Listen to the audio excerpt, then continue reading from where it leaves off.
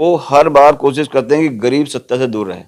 हमारा हमेशा प्रयास है कि गरीब सत्ता में आए, और किसी भी दिन क्लिक हो सकता है। क्लिक हो सकता है। जिस दिन क्लिक हो गया तो जो ये ऊपर बैठे हैं ये नीचे आ जाएंगे, जो नीचे बैठे वो ऊपर पहुंच जाएंगे। तो बिना सत्ता के आए हुए आप मतलब जो ना इन लोगों से मुकाबला नहीं कर सकते। अच्छा। हम अपने वर्कर को पूरे 5 साल तैयार करेंगे, ठीक है। और उसको मतलब मैदान में उतारने की कोशिश करेंगे। ठीक कुछ है। लोग ऐसे भी होंगे जो बाहर से आएंगे, उनको भी टिकट देंगे ऐसे।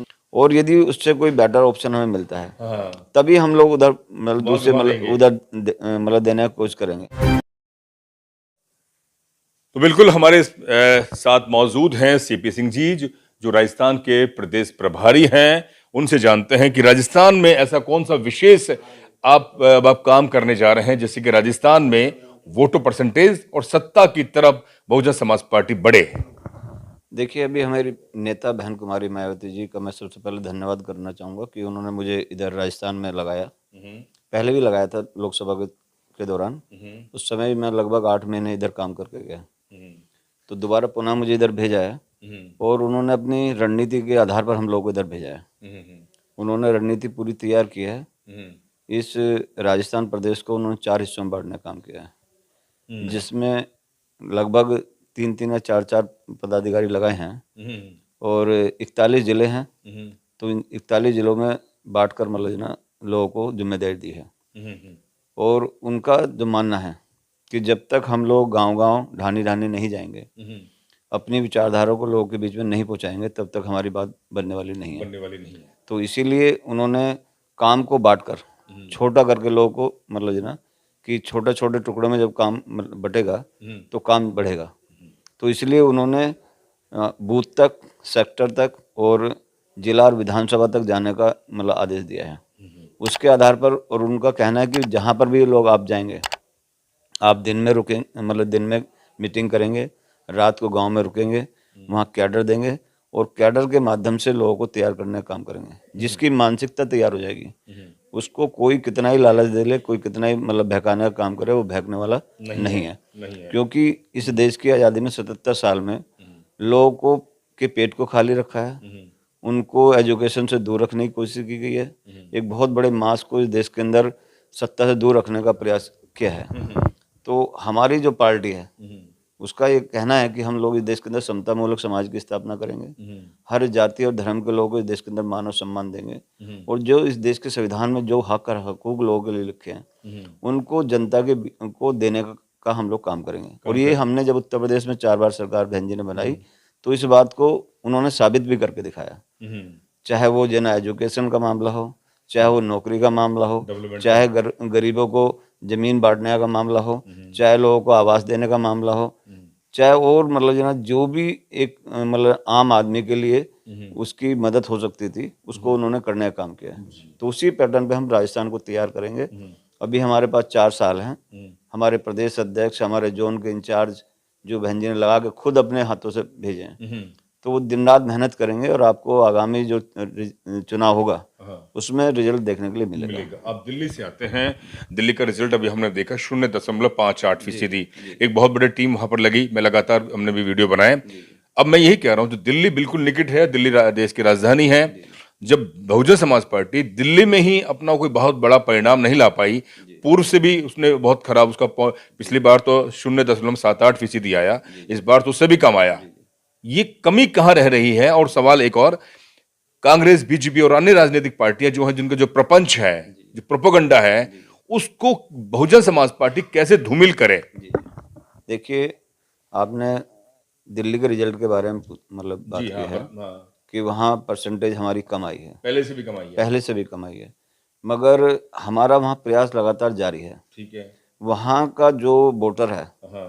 यहाँ तीनों पार्टी जो, एक बीजेपी है जो सत्ता में है, केंद्र में है, ठीक है। एक कांग्रेस में है जो लगभग मतलब यहाँ 15 साल तक सत्ता में रही, ठीक है। और राज्य के उसके केंद्र में मतलब 60 साल सत्ता में रही। ठीक है।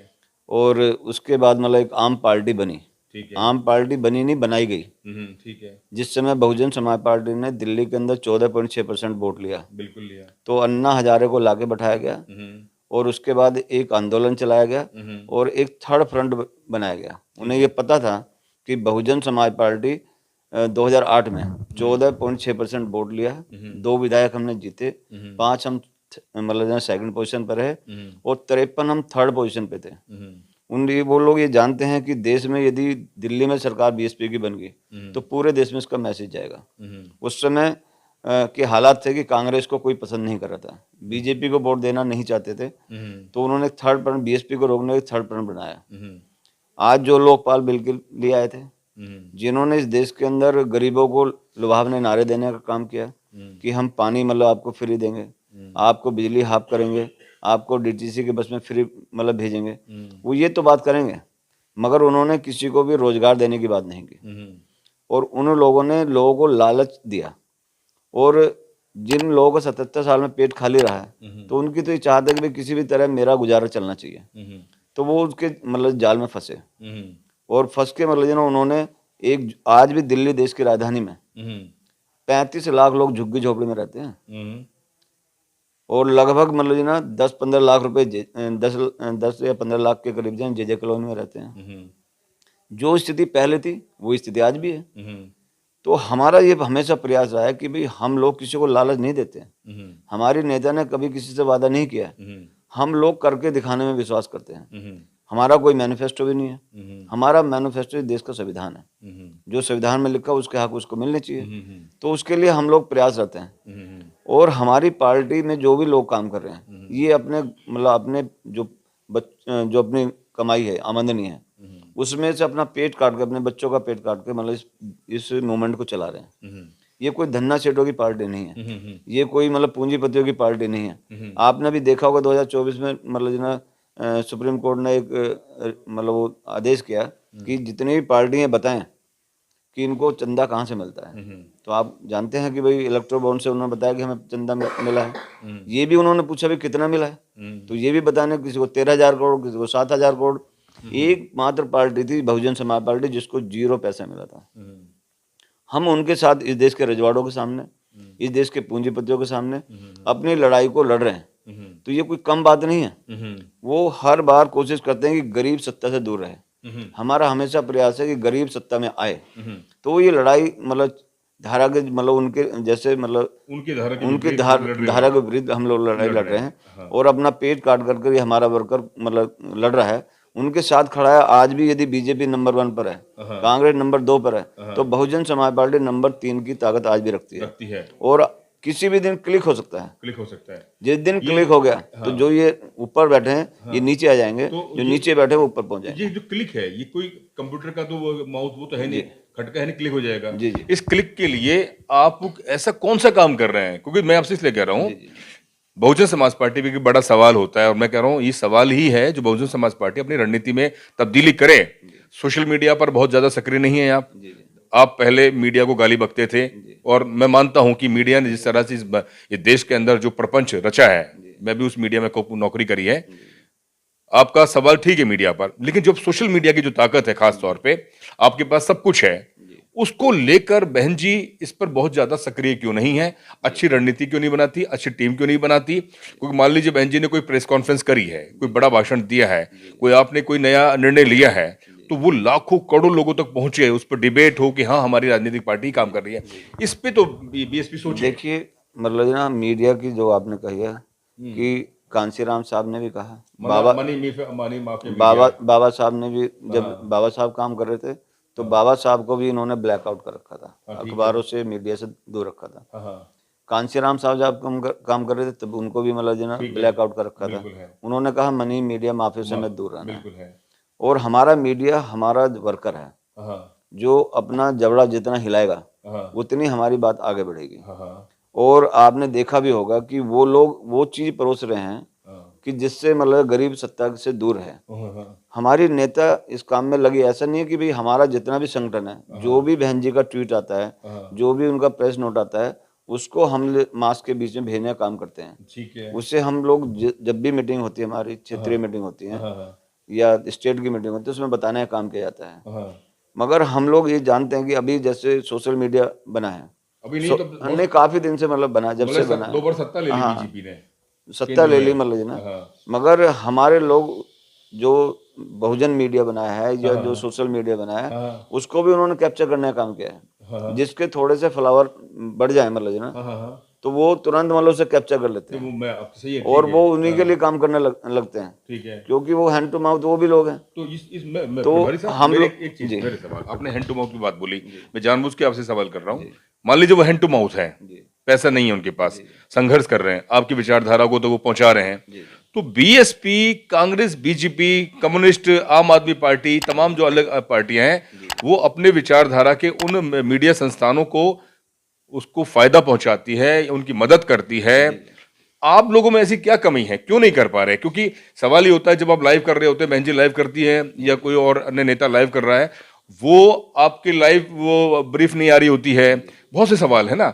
मैं आकर अगर आपका इंटरव्यू कर रहा हूं और ये लाखों लोग तक देखेंगे, जी जी तो उसका मतलब है कि सीपी सिंह जी अलवर आए, राजस्थान आए और उन्होंने क्या बोला, और ये मैं इसको नहीं दिखाया मान लो, तो ये बहुत आपकी बात से ही दब जाएगी। इसको लेकर मैं कह रहा हूं ना। देखिए, मतलब मैं वही कह रहा हूँ कि हम लोग उन जो पूंजीपतियों के सामने, रजवाड़ों के सामने किस तरह अपनी पार्टी को चला रहे हैं, उन हालातों को हम लोग जानते हैं। हम्म जो संसाधन हम उसी का प्रयास करो, बिना सत्ता के आए हुए हम्म आप मतलब जो ना इन लोगों से मुकाबला नहीं कर सकते। अच्छा, ठीक है। तो इसलिए हमारा ये प्रयास है हम्म कि जो हम लोग छोटा छोटे साधनों का इस्तेमाल करके हम लोग बड़ी मतलब लड़ाई तो को आप लड़ें। मानते हैं कि ये हमारी कमी रही है और नहीं इसको और आगे बढ़ाएंगे?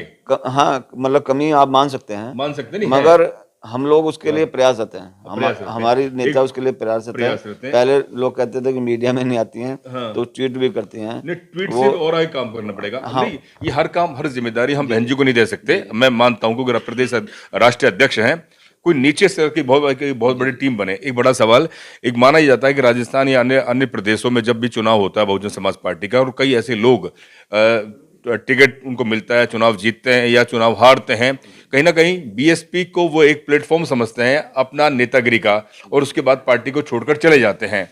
ऐसा कौन सी विचारधारा के उन लोगों को आप टिकट देंगे, भले ही हार जाएं लेकिन पार्टी के लिए 5 साल काम करेंगे? कुछ ऐसी रणनीति? देखिए, मतलब हम लोग जो अपने वर्कर पर भरोसा करेंगे, हम्म हम अपने वर्कर वर्कर को पर, पूरे 5 साल तैयार करेंगे ठीक है। और उसको मतलब मैदान में उतारने की कोशिश करेंगे। तो हम लोग उसके लिए प्रयास रहते हैं। हमारी मतलब नारा भी है, जिसकी जितनी संख्या भारी उसकी उतनी हिस्सेदारी। हाँ हाँ हाँ, तो उसकी हिस्सेदारी तो हमें देनी है। ठीक है। तो उसकी हिस्सेदारी के आधार पर, चाहे वो मतलब अपर कास्ट में है, चाहे ओबीसी में है, चाहे मुस्लिम में है, हाँ, चाहे मतलब शेड्यूल कास्ट में है, तो उसको तो हमें देना ही देना है। ठीक है।